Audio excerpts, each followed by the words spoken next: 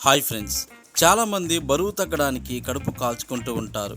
అంటే సరైన ఆహారం తినకుండా బరువు తగ్గవచ్చు అని అనుకుంటూ ఉంటారు. కానీ అది చాలా తప్పు. మీ బరువును అదుపులో ఉంచుకోవడానికి ఇలా కఠినమైన ఆహారపు అలవాట్లు పాటించవలసిన అవసరం లేదు. నేను చెప్పేది మీరు వింటే హాయిగా కడుపు నిండుగా ఆహారం తినేయవచ్చు. మొదటిది oil, junk foods, spicy foods ఖచ్చితంగా తగ్గించాలి.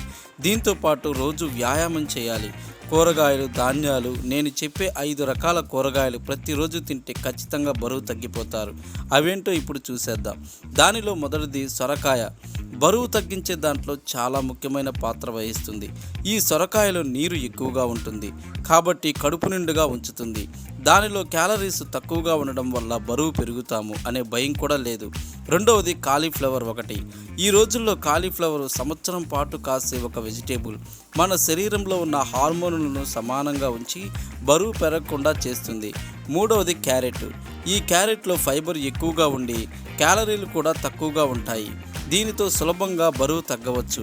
ఈ జ్యూస్ రూపంలో కానీ, డైరెక్ట్గా కానీ, ఆయిల్ లేకుండా ఫ్రై రూపంలో కానీ తీసుకోవచ్చు. నాలుగవది కాకరకాయ. ఈ కాకరకాయ రక్తంలోని చక్కెర స్థాయిని అదుపులో ఉంచుతుంది. అంతేకాకుండా కడుపులో ఉన్న కొవ్వును సులభంగా తొలగిస్తుంది. ఇది ఖచ్చితంగా రోజుకి ఒకసారైనా తినాలి. బరువును తగ్గించే వాటిలో కాకరకాయ ముఖ్య పాత్ర వహిస్తుంది. ఐదవది కీరదోసకాయ.